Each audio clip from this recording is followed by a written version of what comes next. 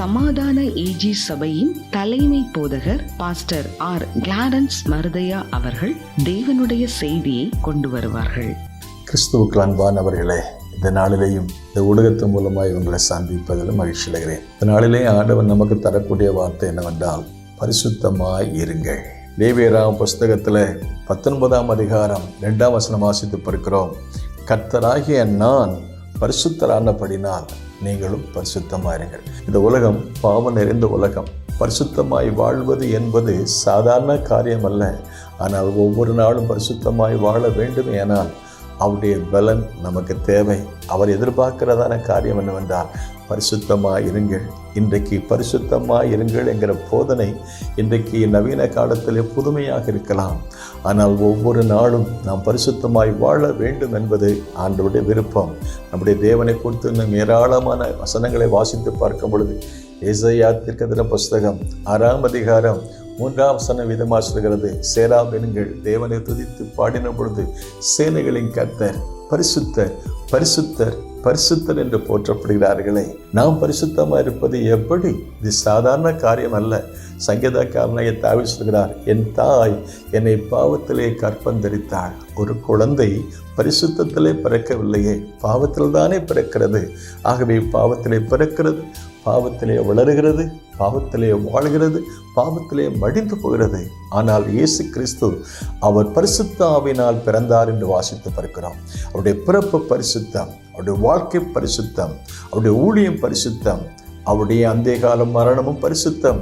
ஆகவே வாழ்க்கையின் ஒவ்வொரு பகுதியும் எல்லை எங்கும் பரிசுத்தம். இந்த பரிசுத்த தேவன் நம்மிடத்தில் எதிர்பார்க்கிறதான காரியம் என்னவென்றால், நான் பரிசுத்தரானபடினால் நீங்களும் பரிசுத்தமார்கள். என் கண்கள் பரிசுத்தமாக இருக்கட்டும், என்னுடைய காதுகள் பரிசுத்தமாக இருக்கட்டும், என்னுடைய இதயம் பரிசுத்தமாக இருக்கட்டும், என்னுடைய வாழ்க்கை பரிசுத்தமாக இருக்கட்டும். ஒவ்வொரு நிமிஷமும் நான் பரிசுத்தமாய் வாழ ஆண்டவரை எனக்கு உதவி செய்ய ஆண்டவர் சொன்னார். நான் உங்களை பரிசுத்தமாக்குற கர்த்தர் என்று சொல்கிறார். நான் பரிசுத்தமாக வாழ்வதற்கு எனக்கு வாய்ப்பே இல்லை. ஆனால் எனக்குள்ளே பரிசுத்தமாய் வாழ்வதற்கு ஒரு வல்லமை, ஒரு பலன், ஒரு அபிஷேகம் எனக்கு தருகிறாரே, அதற்காக ஸ்தோத்திரம். பரிசுத்தமாய் வாழ்வதற்கு ஒவ்வொரு நாளும் நமக்கு ஒரு நல்ல பரிசுத்த வேதாகமத்தை கொடுக்கிறாரே, ஒரு வழிகாட்டியை நமக்கு தந்திருக்கிறாரே. நாம் திவ்ய சுபாவத்துக்கு பங்கு உள்ளவர்களாகும் பொருட்டு 2 பேதுரு 1ஆம் அதிகாரம் 3ஆம் 4ஆம் வசனம் வாசித்து பார்க்கும் பொழுது, திவ்ய சுபாவத்துக்கு பரிசுத்த வாழ்வு வாழ்வதற்கு நமக்கு நல்ல வார்த்தைகளை தந்திருக்கிறார். அவரே பரிசுத்தமானவர், அவருடைய வார்த்தை பரிசுத்தம்.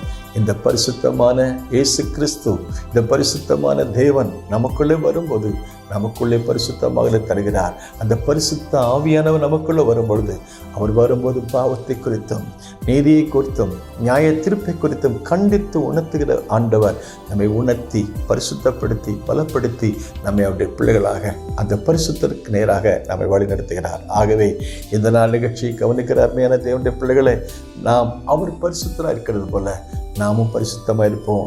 நம்முடைய வாழ்க்கையை பரிசுத்தத்தில் பாதுகாத்துக் கொள்வோம். பரிசுத்தரிலே வளருவோம். பரிசுத்த அலங்காரத்துடனே கர்த்தரை பணிந்து கொள்வோம். கர்த்தர் நம்மை ஆசீர்வதிப்பார். May God bless you.